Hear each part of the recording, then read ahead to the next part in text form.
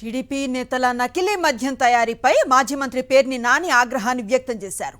మందుబాబులకు కూడా చంద్రబాబు వెన్నుపోటు పొడిచారని మండిపడ్డారు. ఆఫ్రికా ఫార్ములా తెచ్చి ఏపీలో నకిలీ మద్యం తయారు చేస్తున్నారని తెలిపారు. టీడీపీ నేతలను ఆఫ్రికా పంపి నకిలీ మద్యం తయారీలో శిక్షణ ఇప్పిస్తున్నారని ధ్వజమెత్తారు. పవన్ కళ్యాణ్ను ఇక నుంచి కలుగునాయుడు అని పిలవాలని చెప్పారు. ఆడపిల్లలపై అఘాయిత్యాలు జరుగుతుంటే కలుగుల నుంచి బయటకు రాడంటూ ఫైర్ అయ్యారు పేర్ని నాని. ప్రతి షాపు దగ్గర మీరు కొనేటువంటి ప్రతి సీసాని జాగ్రత్తగా చూడండి, అన్నీ పరీక్ష చేయండి, సీలు కరెక్టా కాదో చూసుకోండి.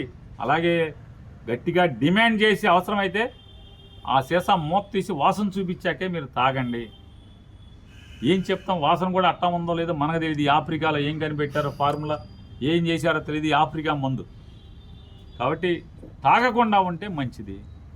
లేదు తాగలేకపోతే నరాలు లాగేస్తున్నాయి, చంద్రబాబు అలవాటు చేసేసాడు మాకు మందు అనుకుంటే జాగ్రత్తగా చూసి తెరిపార ఆరా తీరా చూసి సీసాని 100 సార్లు పరీక్ష చేసి అవసరమైతే భూతద్దాలు కొనుక్కుని సీసాని జాగ్రత్తగా పరిశీలించి అవి దొంగ సీడ్లా, ఏ సీడ్లా, నకిలీ సీడ్లా, నకిలీ సీసానా జాగ్రత్తగా చూసుకుని మద్యాన్ని సేవించమని చెప్పని మీ అందరికీ కూడా తస్మాత్ జాగ్రత్త.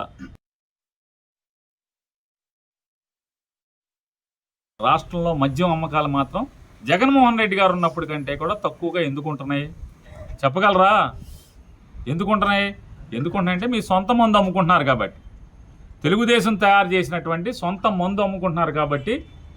ఇవాళ మందు తయారు చేయడానికి ఆఫ్రికా వెళ్ళి ట్రైనింగ్ టీడీపీ వాళ్ళందరూ కూడా శిక్షణా తరగతులు పెట్టి ఆఫ్రికాలో మద్యం తయారు చేసేటువంటి శిక్షణా తరగతులు పెట్టి ఆఫ్రికా నుంచి ట్రైనింగ్ ఇప్పించి తీసుకొచ్చి వాళ్ళ ఇక్కడ మద్యం తయారు చేస్తున్నారు.